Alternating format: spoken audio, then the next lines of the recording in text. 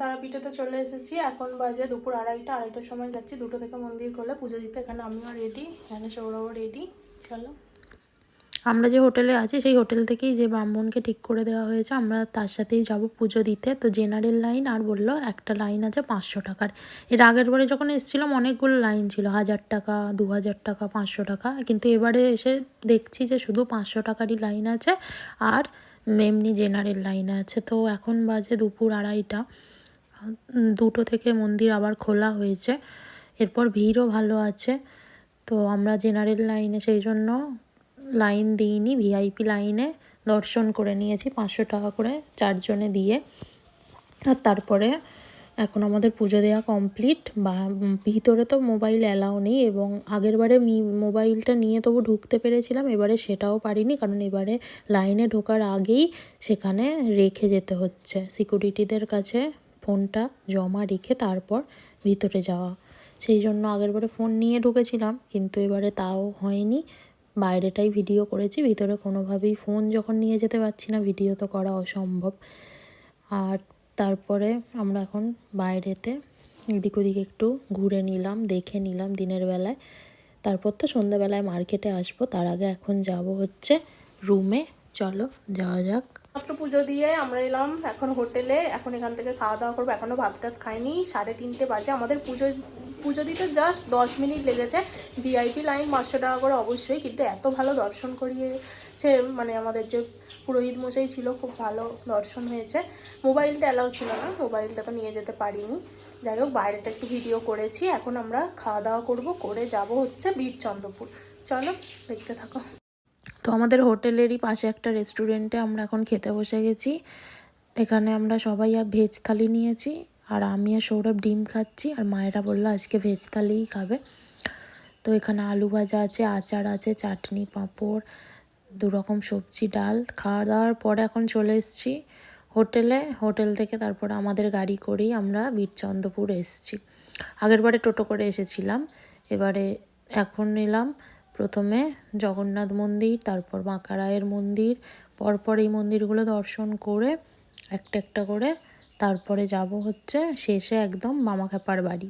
মামাখ্যাপার বাড়ি ঘোরার পরে তারাপীঠ মন্দিরে, মার্কেটে সন্ধ্যাবেলাটা টাইমটা কাটাবো। আর এখন যেহেতু অবেলা হয়ে এসেছে, মানে একদম সন্ধ্যে নামবো, তো সেই সময় গরুগুলো সব গোয়ালে ফিরে যাচ্ছে।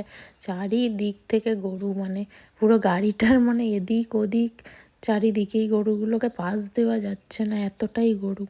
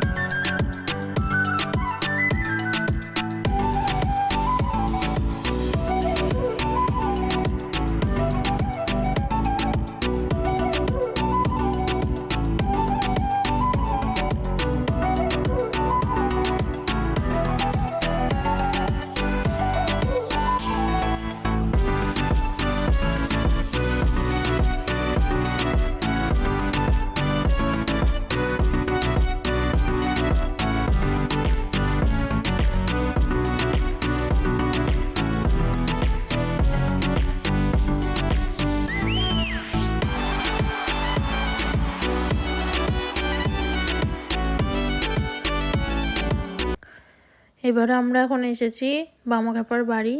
তো অনেকগুলো বাড়ি আছে, সেই সমস্ত কিছু ঘুরে আমরা এখন চলে এলাম মার্কেটে।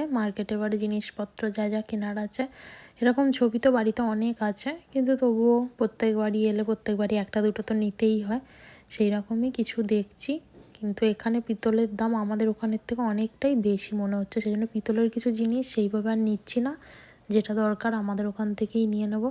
মাঝে একটু চা খেলাম, চা খাওয়ার পরে আবার প্রসাদ নিতে, কিছু প্রসাদ তো পুজো দেওয়া হয়েছে, আর বাকিটা তো সবাইকে দেওয়ার জন্য কিনে নিতে হবে, সেই জন্য এখন কিনে নিচ্ছি।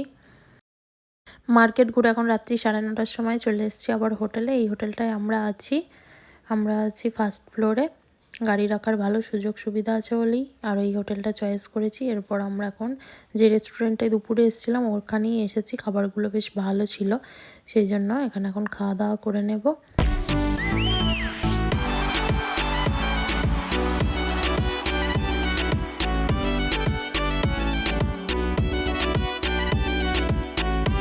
রাতে নিয়েছি চিকেন ভর্তা, তারপরে চিলি চিকেন, আর স্টার্টারে নিয়েছিলাম চিকেন ললিপপ, সেটা এখনও এসে পৌঁছায়নি, বললো একটু দেরি হবে। আগে মেন কোর্সেই আমাদের ঢুকে পড়তে হলো স্টার্টার বাদ রেখে। তারপর রুমালি রুটি, এগুলো আগে খাওয়া দাওয়া করে নিই, লাস্টে ললিপপটা খাওয়া হবে।